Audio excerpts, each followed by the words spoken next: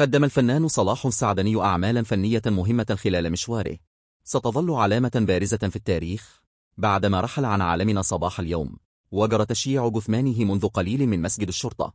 ونعرض خلال التقرير التالي أبرز محطات في حياته الفنية. بداية ظهور صلاح السعدني في أدوار البطولة. كانت فترة الثمانينيات بداية ظهوره كبطل في أعماله الفنية، بعد التأكيد على موهبته الأساسية وحبه للفن، وبداية تصدره لأفيشات الأفلام، وكتابة اسمه على تترات المسلسلات بالبنط العريض.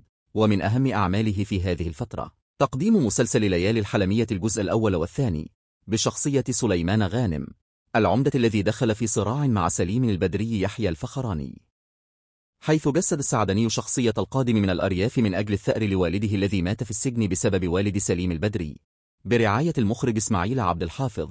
والجزء الأول كان مكونا من 18 حلقة، وبعد النجاح الكبير للجزء الأول قرر صناعه بعد عامين فقط تقديم جزء ثاني جديد مكون من 25 حلقة، ليستمر الصراع بين سليم البدري والعمدة سليمان غانم، بعدما كبر أطفالهما علي وزهرة وأصبح جزءا من هذا الصراع. وفي تلك الفترة قدم مسلسل بين القصرين في أواخر الثمانينيات اقتباسا من رواية الكاتب الكبير نجيب محفوظ. تعرض المسلسل لما كانت عليه الأحوال السياسية والاجتماعية قبل قيام ثورة 1919، بجانب نجاحاته المستمرة في الدراما. قدم عدد من الأفلام المهمة، منها لعدم كفاية الأدلة، وقام بدور إبراهيم على العوضي مع نجلاء فتحي ويوسف شعبان ويسرا. محطات في حياة صلاح السعدني. حرص على تقديم قضايا جديدة على السينما من خلال فيلم لمن يبتسم القمر مع المخرج عبد المنعم شكري، الذي جسد من خلاله دور سعد سيف الدين، وبرز من خلال أحداثه تعرضه لحالة نفسية تشكل مشكلة كبيرة على حياة من حوله، وهو يعتبر من أوائل الأعمال التي ناقشت قضايا نفسية. وقدم أيضا فيلم الموظفون في الأرض مع المخرج أحمد يحيي، وفوزية البرجوزية مع إسعاد يونس وأبو بكر عزة، وفيلم جبروت امرأة مع المخرج نادر جلال، وفيلم فتوة الناس الغلابة مع المخرج نيازي مصطفى. أجزاء من مسلسل ليالي الحلم.